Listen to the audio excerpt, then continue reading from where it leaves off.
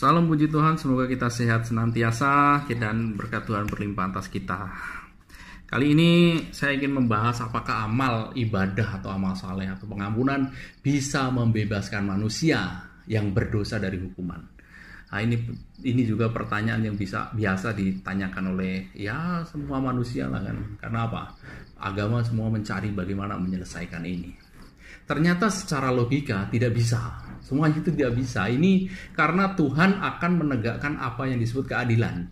Menegakkan keadilan, yaitu sekecil apapun kesalahan atau dosa harus dihukum gitu loh. Kalau amal saleh, amal ibadah, pengampunan bisa membebaskan orang berdosa dari hukuman, berarti keadilan Allah tidak ditegakkan. Contoh gampangnya seperti saya lah. Misalkan saya kedapatan membunuh. Ketika saya di pengadilan, apakah hakim bisa membebaskan saya dari hukuman?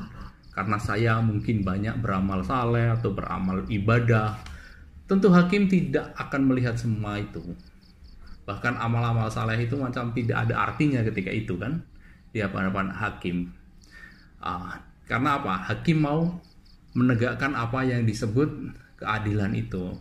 Bahkan pengampunan daripada orang yang saya bunuh itu pun tidak mungkin bisa membebaskan saya daripada hukuman yang saya harus terima itu.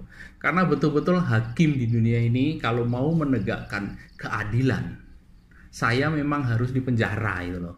Jadi perbuatan baik, amal soleh, amal ibadah, bahkan pengampunan pun tidak akan bisa membebaskan saya dari penjara. Karena keadilan memang harus ditegakkan. Jadi amal saleh, perbuatan baik dan sebagainya termasuk pengampunan itu memang kalau Tuhan menegakkan apa itu keadilan memang tidak akan bisa menyelesaikan semuanya itu. Makanya satu-satunya cara yang masuk akal untuk bisa menyelesaikan dosa harus ada yang dikorbankan, atau kalau di dalam Kristen disebut penebusan ini gitu.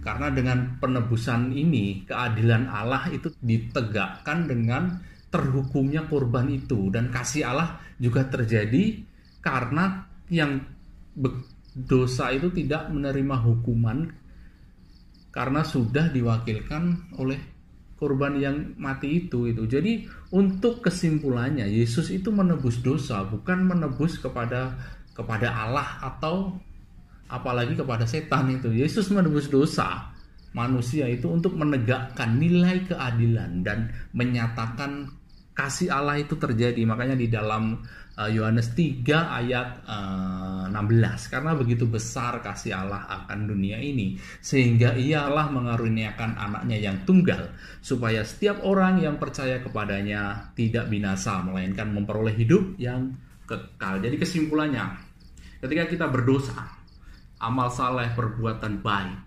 atau pengampunan pun tidak akan bisa membebaskan kita daripada hukuman yang seharusnya kita terima. Kenapa?